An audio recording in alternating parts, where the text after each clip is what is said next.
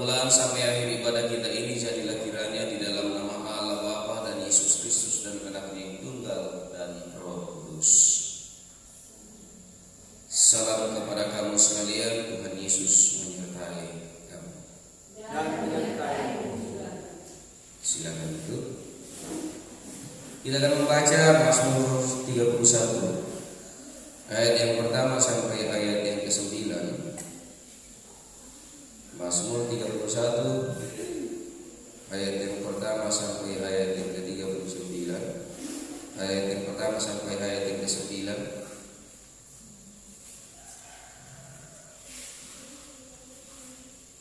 Aman dalam lindungan Tuhan. Mazmur 31 ayat yang pertama sampai ayat yang ke-9. Aman dalam lindungan Tuhan. Saya akan membaca ayat yang pertama, lalu kemudian kita bergantian pada ayat-ayat yang berikutnya. Untuk pemimpin biduan Mazmur Daud.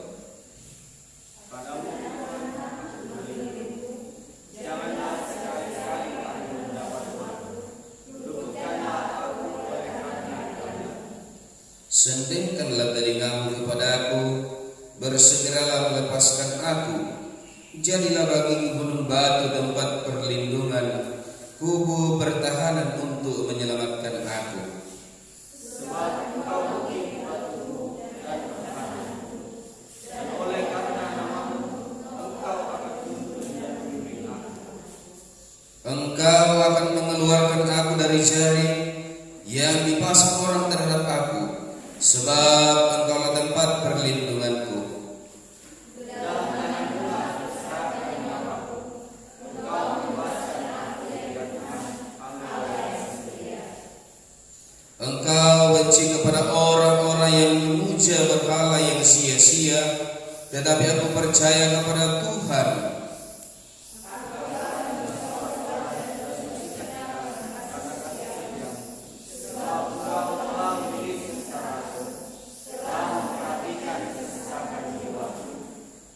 Dan tidak menyerahkan aku ke tangan musuh, tetapi menegakkan kakiku di tempat yang lapang. Amin. Kita lakukan ingat akan nama Yesus. Ingat akan nama Yesus, kau yang susah dan sedih. Nama itu menghiburmu, mana saja kau pergi. Indahlah namanya, pengharapan dunia. Indahlah namanya, suka sorga yang bakal. Kita akan membaca dan merenungkan sabda kebenaran Tuhan. Mari kita mohon hikmat di dalam doa. Kita berdoa.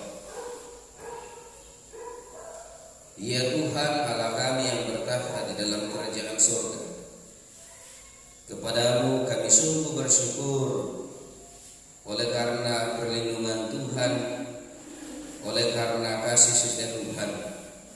Dan sungguh Tuhan adalah gunung batu perlindungan kami. Terima kasih Bapa di surga, Engkau kembali memperkenankan kami dengan kasih-Mu untuk beribadah pada kesempatan ini, memuji memuliakan nama Tuhan dalam penyembahan kami.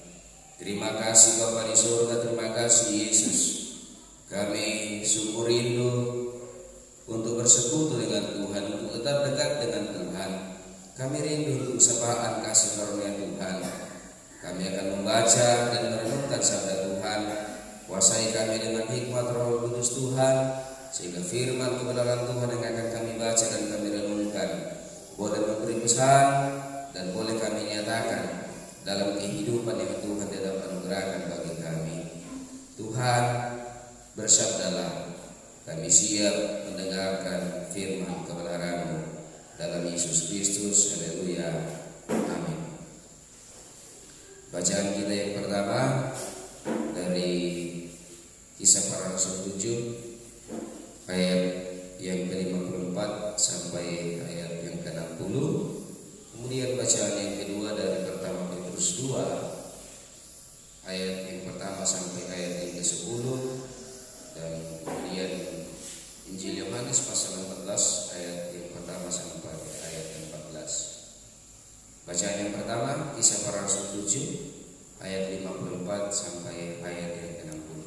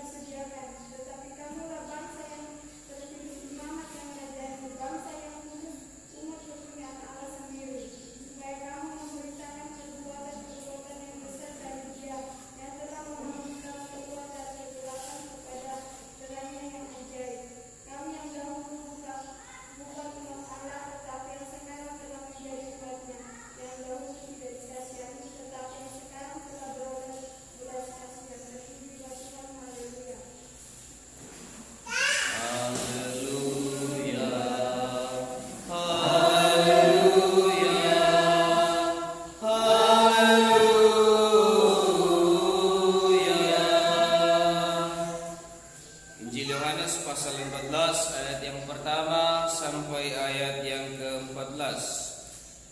Injil Yohanes pasal 14 ayat yang pertama sampai ayat yang ke-14. Rumah Bapa. Janganlah gelisah hatimu, percayalah kepada Allah, percayalah juga kepadaku. Di rumah Bapakku banyak tempat tinggal. Jika tidak demikian, tentu aku mengatakannya kepadamu, sebab aku pergi ke situ untuk menyediakan tempat bagimu. Dan apabila aku telah pergi ke situ dan telah menyediakan tempat bagimu, aku akan datang kembali dan membawa kamu ke tempatku, supaya di tempat di mana aku berada, kamu pun berada. Dan kemana aku pergi, kamu tahu jalan ke situ. Kata Thomas kepadanya, Tuhan, kami tidak tahu kemana engkau pergi. Jadi bagaimana kami tahu jalan ke situ? Kata Yesus kepadanya, Akulah jalan dan kebenaran dan hidup. Tak ada seorang pun yang datang kepada Bapa kalau tidak melalui aku. Sekiranya kamu mengenal aku, pasti kamu juga mengenal Bapakku. Sekarang ini kamu mengenal Dia dan kamu telah melihat Dia. Kata Filipus kepadanya, Tuhan, tunjukkanlah Bapa itu kepada kami. Itu sudah cukup bagi kami. Kata Yesus kepadanya, telah sekian lama aku bersama-sama kamu, Filipus, namun engkau tidak mengenal aku. Barang siapa telah melihat aku, ia telah melihat Bapa. Bagaimana engkau berkata, tunjukkanlah Bapa itu kepada kami? Tidak percayakah engkau bahwa aku di dalam Bapa dan Bapa di dalam aku? Apa yang aku katakan kepadamu, tidak aku katakan dari diriku sendiri, tetapi Bapa yang di dalam aku, Dialah yang melakukan pekerjaannya. Percayalah kepadaku bahwa aku di dalam Bapa dan Bapa di dalam aku. Atau setidak-tidaknya percayalah karena pekerjaan-pekerjaan itu sendiri. Aku berkata kepadamu, sesungguhnya barang siapa percaya kepadaku, ia akan melakukan juga pekerjaan-pekerjaan yang aku lakukan, bahkan pekerjaan-pekerjaan yang lebih besar daripada itu. Sebab aku pergi kepada Bapa. Dan apa juga yang kamu minta dalam namaku, aku akan melakukannya, supaya Bapa dipermuliakan di dalam Anak. Jika kamu meminta sesuatu kepadaku dalam namaku, aku akan melakukannya. Demikian pembacaan kita pada kesempatan ini. Semoga kita selalu terberkati dengan merindukan kedekatan dengan Tuhan dalam sapaan, kasih firman, kebenarannya. Purna semangat, puang.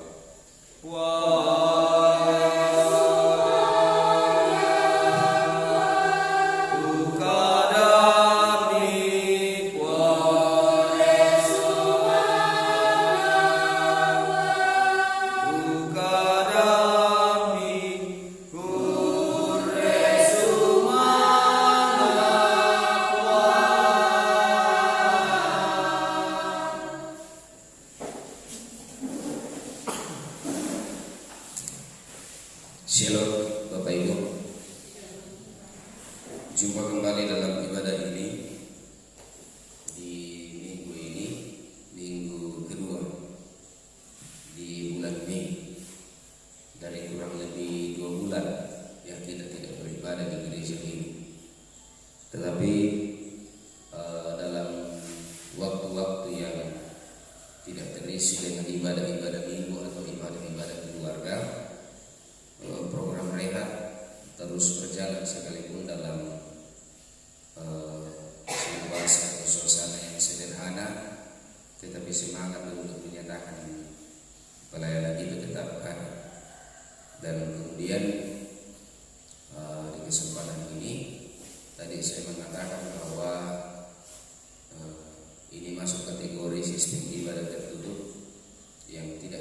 tunggu sampai di luar.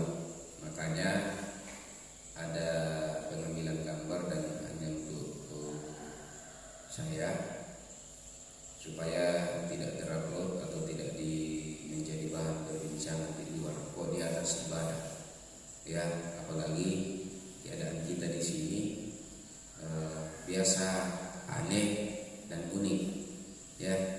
Mui apa tuan bang itu di Bogau, tetap tahu juga ada yang gelisah, ya. Sekalipun sesungguhnya bagi saya sendiri tidak ada masalah karena tidak ada orang luar, ya, pada kita lalu demi. Nah, kemudian dalam aktivitas sehari-hari kita yang bertekun di kebun atau di mana bekerja yang mengeluarkan keringat begitu banyak dalam keadaan panas itu tidak ada masalah, ya. Justru itu salah satu penangkal yang maju dari wabah COVID-19 ini.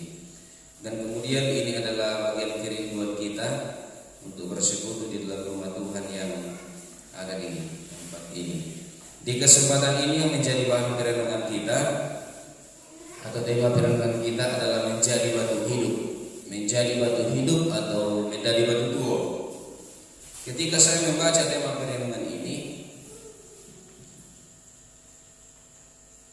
terbetik dalam pikiran saya, bagaimana kalau ada yang mengatakan kapan ada batu hidup? Dia dijomena mati taruh yaitu batu, ya kan? Yang kita dengar selama ini batu mati, toh? Dan tidak pernah memang ada namanya batu hidup. Ya. Sekalipun kalau dalam cerita-cerita masa silam orang-orang Toraja, selalu juga ada yang mengatakan den batu jadi ini kondok-kondok ini padu beca. Nah, tetapi bukan soal batu itu yang kita mau bahas, tetapi yang kita mau katakan bagaimana batu itu memberi arti, memberi fungsi, dan fungsinya itu kelihatan dalam satu sistem struktur bangunan. Batu adalah satu material yang menjadi keperluan mendasar dalam satu bangunan, ya. Sebagaimana di gereja kita ini, batu salah satu material yang sangat penting untuk meletakkan dasar. Mengapa? Mengapa batu dibutuhkan? Mengapa harus batu yang jadi dasar? Bukankah biasanya struktur bangunan atau konteks kita di sini selalu sudah ada tiang panjang di bawah, lalu kemudian di atasnya masih diletakkan batu.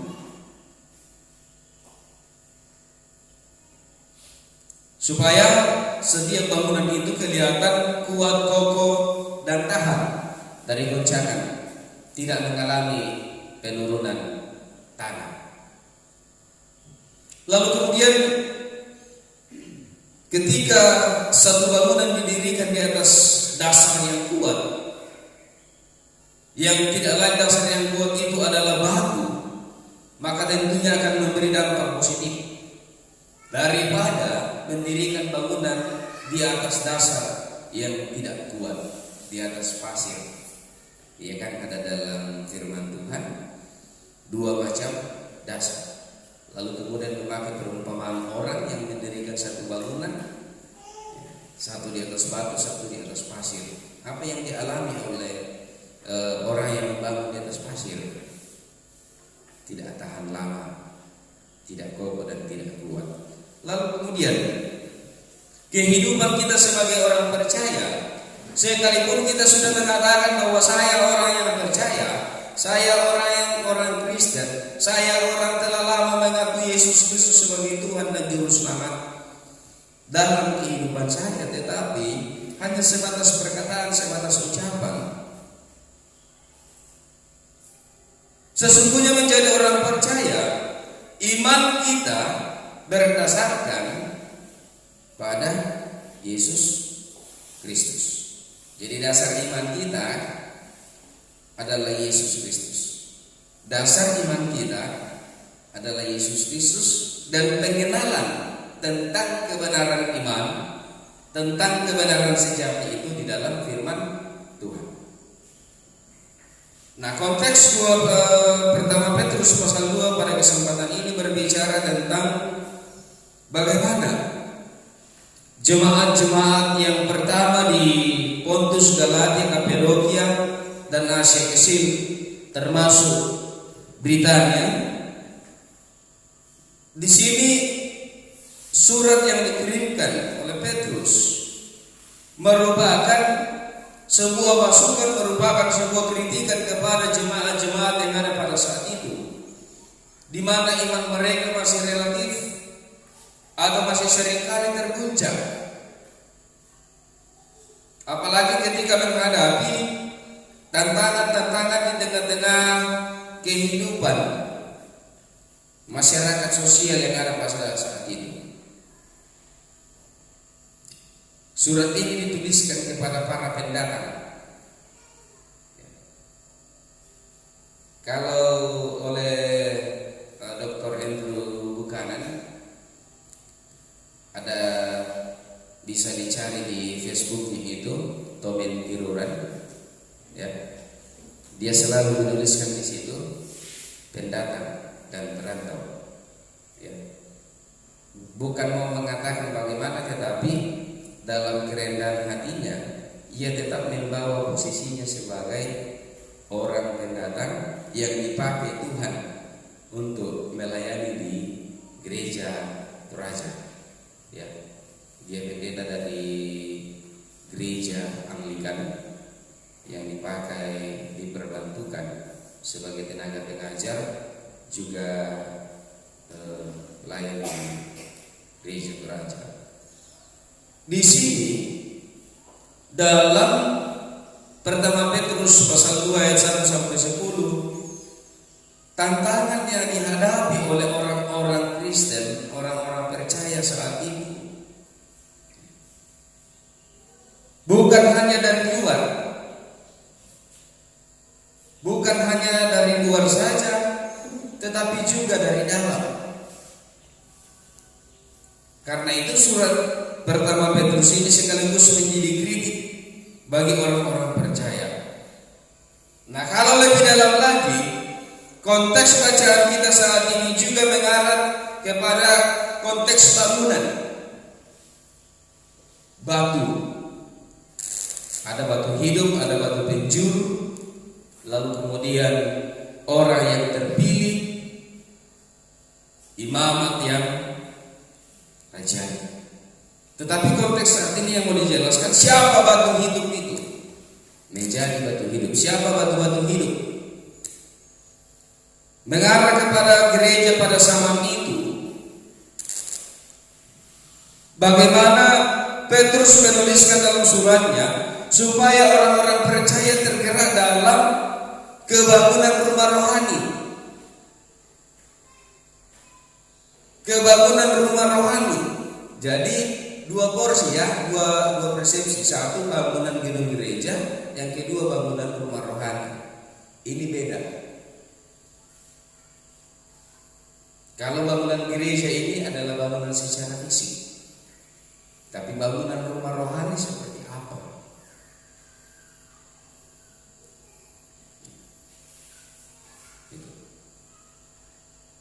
Jadi tidak. Petrus dalam suratnya mengibaratkan bahwa orang-orang percaya adalah orang-orang yang telah dipilih, yang telah dipanggil oleh Allah untuk masuk dalam persekutuannya, lalu kemudian oleh hikmat Allah sendiri membangun kerjasama sehati sepikir sehingga sekata, sehingga apa yang menjadi tujuan bersama boleh terwujudkan.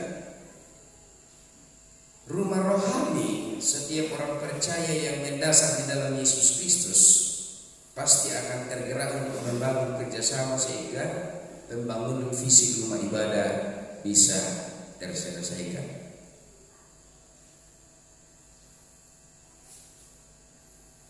Bangunan rohani yang mendasar di dalam cinta kasih Yesus Kristus akan memahami setiap keadaan kehidupan bahwa sesungguhnya sang pemimpin kehidupan kita adalah Yesus Kristus.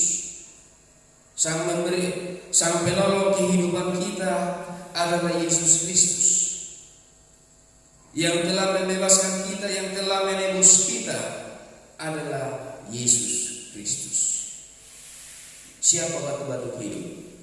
Adalah sekumpulan orang percaya yang telah dibaharui dalam karya penebusan. Itu yang pertama ya. Batu-batu hidup adalah orang-orang percaya yang telah dibaharui dalam karya penebusan Yesus Kristus. Batu-batu hidup. Siapa batu-batu hidup? Adalah orang-orang percaya yang mendasari kehidupannya di dalam teladan Yesus Kristus, lalu kemudian membangun sikap seperti Yesus kata bagaimana menumbuh kembangkan kebangunan iman, pertumbuhan iman di tengah-tengah persekutuan. Ingat, tumbuh kembangnya satu jemaat bukan ditentukan oleh pendetanya atau majelis gerejanya, tetapi ditentukan oleh kuasa kasih Yesus Kristus sendiri dalam kerjasama setiap orang-orang yang menjadi bagian di dalam persekutuan jemaat itu berada. Ya. Jadi tantangan menumbuh kembangkan kebangunan rohani ini bukan sekedar hal yang biasa-biasa saja. Ya. Saya mengatakan bahwa ketika kita menjadi bagian daripada batu-batu hidup itu, terkadang kita dicela, dicemooh, bahkan kita terbuang. Kita dianggap tidak berguna, kita dianggap tidak ada apa-apanya. Tetapi ketika Tuhan yang memilih kita dan membentuk kita, maka tidak ada masalah. Ingat, kita menjadi orang percaya bukan karena kemauan kita sendiri, tapi karena Tuhan yang memanggil kita, yang membentuk kita. Sama dengan jemaat ini. Tuhan yang memanggil dan memakai beberapa orang awalnya, lalu kemudian membentuk jemaat ini. Kristus sang kepala gereja. Yang ketiga, kehadiran kita sebagai batu-batu hidup di dalam persekutuan gereja ini bukan untuk diri kita sendiri, tetapi bagaimana kita menjadi batu-batu hidup yang telah dikaruniai masing-masing pribadi kita oleh kasih Kristus, lalu kemudian bagaimana kita memberi arti bagi orang lain, seperti batu yang satu demi satu disusun dengan rapi, akhirnya memberi arti bagi sebuah bangunan. Satu demi satu orang percaya terpanggil lalu kemudian terpilih membangun kerjasama, memikirkan bersama, menata pelayanan bersama. Apa yang akan terjadi? Tentunya dampak positif. Kalau dalam perjalanan pelayanan keimanan yang kita lakukan, seringkali kita meneteskan air mata, seringkali kita mengeluh, itu tidak masalah. Menangislah, tertawa, mengeluh, tapi jangan pernah mengeluh kepada Tuhan, karena Tuhan tidak pernah mengeluh menyatakan karya kasih-Nya kepada kita. Mengeluh kepada sesama tidak masalah, tapi mengeluh kepada Tuhan adalah hal yang lama. Kita sebagai batu-batu hidup adalah kumpulan orang-orang yang telah dibaharui untuk melangkah dan terus berjalan bersama dengan Kristus Yesus Tuhan kita. Maka tanggung jawab kita bukan sekedar menjadi orang percaya, bukan sekedar menjadi orang-orang yang mengaku Kristen, bukan sekedar menjadi bagian dari persekutuan jemaat Tuhan di sini, tetapi bertanggung jawab secara iman menjadi pelaku-pelaku batu hidup itu. Hidupilah kehidupan yang telah dibaharui oleh cinta kasih Yesus Kristus. Arahkanlah kehidupan kita, berserahlah kepada Tuhan, sang batu hidup itu, yaitu batu yaitu Yesus Kristus. Ingat dalam pembacaan kita, batu hidup itu mengarah kepada Yesus Kristus. Batu hidup yang utama dan yang pertama adalah Yesus Kristus. Yang kemudian ada batu penjuru juga mengarah kepada Yesus Kristus.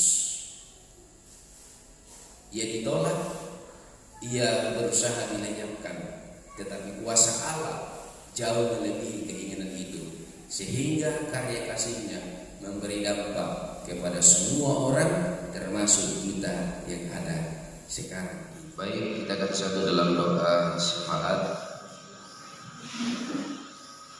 Adakah rekan-rekan kita yang dalam keleman dulu?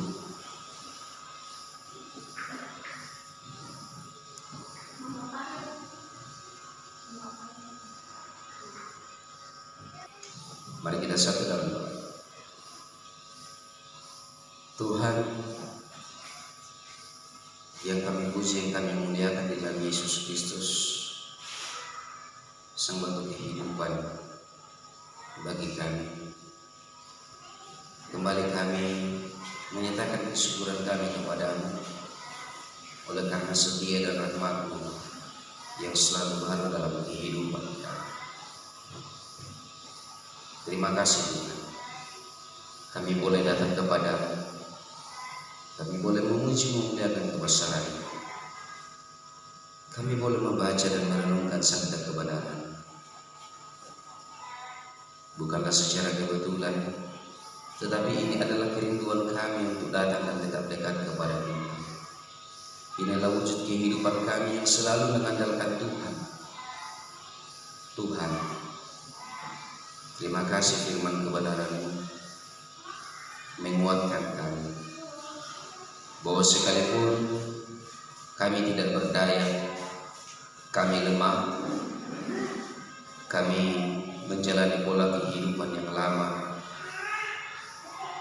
tetapi oleh karena karya kasih Kristus, Sang Batu hidup telah membaharui kami, telah menopang kami, telah memberi semangat bagi kami.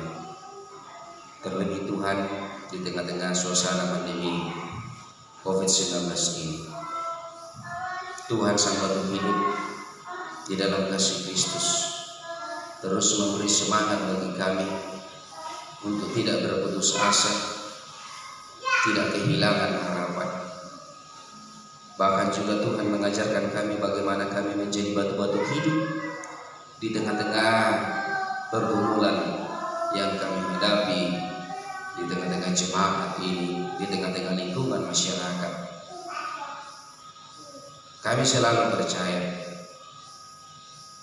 bahwa ketika kami memberi diri dan menjadi bagian daripada batu-batu hidup yang telah diberikan hikmat Tuhan,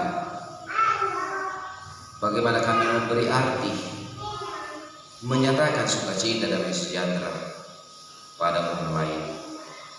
Tuhan, terima kasih, Engkau telah memilih kami, Engkau telah mempersekutukan kami.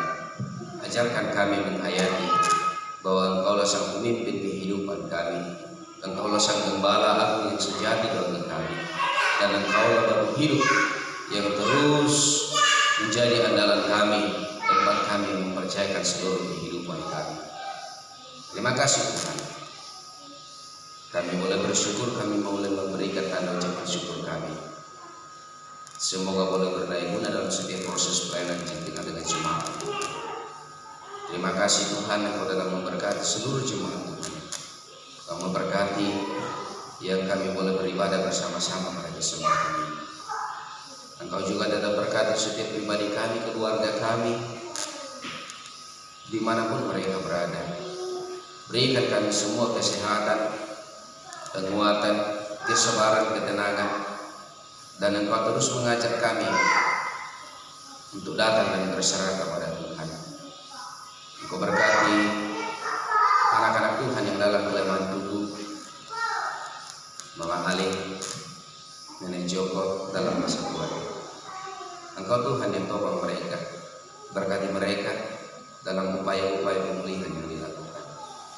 Bapa di sorga, berdoa juga bagi setiap upaya-upaya yang dilakukan oleh jemaat Tuhan di sini, dari segi peternakan dan bidang-bidang yang lainnya. Kami percaya Tuhan, Engkau memberikan petunjuk hikmat-Mu bagi mereka dalam mengelola dan menata kesemuanya itu. Semua tanggung jawab sebagai upaya membangun ekonomi keluarga, Engkau juga berkati buka jalan kesemuanya itu. Semoga Tuhan menolong dan memberkati nama Tuhan dipuji dan dimuliakan. Berdoa bersama dengan jemaat Tuhan untuk keadaan bangsa dan negara kami, masyarakat kami, persekutuan jemaat kami sehubungan dengan pandemi COVID-19. Kami percaya bahwa sesungguhnya tiada kemampuan bagi kami tanpa campur tangan Tuhan dalam kesemuanya itu. Karena itu kami percayakan bahwa kuasa kasih Tuhan jauh melebihi pergumulan seluruh umat Tuhan di dunia ini, di lingkungan sosial masyarakat di sini. Tuhan yang akan menyatakan kuasa Tuhan dengan cara dan waktu Tuhan sendiri, sehingga pandemi COVID-19 ini dengan waktu Tuhan akan berlalu dan berakhir nantinya. Sungguh meresahkan ketika kami hanya memikirkan setiap persoalan kehidupan kami. Tetapi ketika kami mempercayakan kesemuanya kepada Tuhan, kami mendapatkan kelegaan, kami mendapatkan jalan keluar terlebih sesuai dengan petunjuk firman di dalam Tuhan.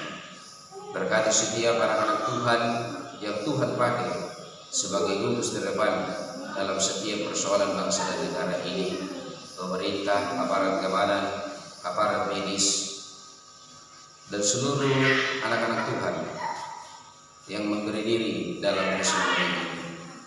Kiranya Tuhan selalu menolong, memberkati, dan dengan bantuan seluruh lapisan masyarakat semuanya akan berhasil. Terima kasih Bapak di surga. Setelah kegiatan ini kami kembali ke tengah-tengah kehidupan kami. Tuntun kami, arahkan kami, sertai kami. Dan setibanya di rumah kami masing-masing, kami memuji memuliakan kebesaran nama Tuhan. Bapa di sorga, kami mengakui bahwa seringkali kami tidak menghormati Tuhan. Seringkali kami berkeras hati mengikuti apa yang menjadi kata hati dan pikiran kami. Seringkali kami mengandalkan diri kami sendiri. Seringkali kami menganggap karya kasih Tuhan dalam kehidupan kami adalah hal yang biasa-biasa saja. Tuhan, ampuni dosa dan kesalahan kami. Mendengarkan kami yang datang berseru kepadamu, jawab setiap permohonan-permohonan kami. Di dalam anak Yesus Kristus, Sang Batu kehidupan kami, yang selalu mengajarkan kami berdoa bersama-sama dengan Dia. Bapa kami yang di surga, dikuduskan namamu, datanglah kerajaanmu, jadilah kehendakmu seperti di surga. Berikan kami pada hari ini makanan kami yang secukupnya, dan ampuni kami kesalahan kami, seperti kami bersalah kepada kami. Dan janganlah kami mencobaan, tapi lepaskan kami kepada rezeki kami. Anak-anak kerjakan dan kuasa dan kemuliaan sampai selama-lamanya. Amin. Silakan jemaat Tuhan berdiri. Kita melakukan ya Tuhan, ya jam dan kalimat-kalimat selanjutnya. Ya Tuhan, ya jam.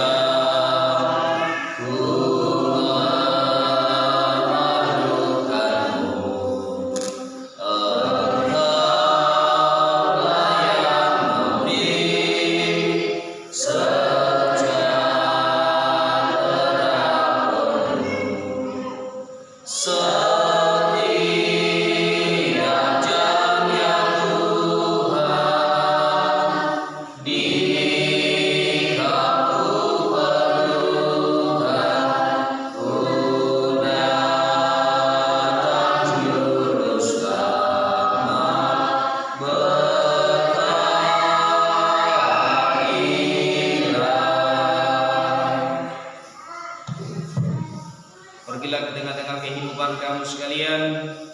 Tetaplah percaya bahwa Tuhan memilih dan memakai saudara-saudara sekalian untuk menjadi batu-batu hidup di tengah-tengah kehidupan di mana Tuhan menempatkan saudara-saudara sekalian. Arahkan hatimu dan terimalah berkat Tuhan. Tuhan memberkati engkau dan melindungi engkau.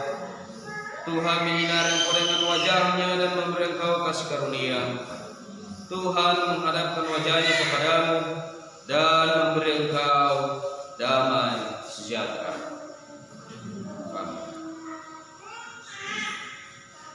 Ibadah itu apa dunia, Tuhanlah perlindunganmu.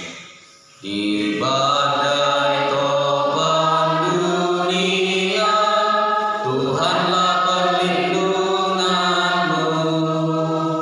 Kendati goncang semesta, Tuhanlah perlindunganmu. Ya Yesus gunung batu di dunia, di dunia, ya Yesus gunung batu di dunia, tempat berlindung yang teduh. Demikian ibadah kita. Tuhan Yesus menolong dan memberkati. Amin.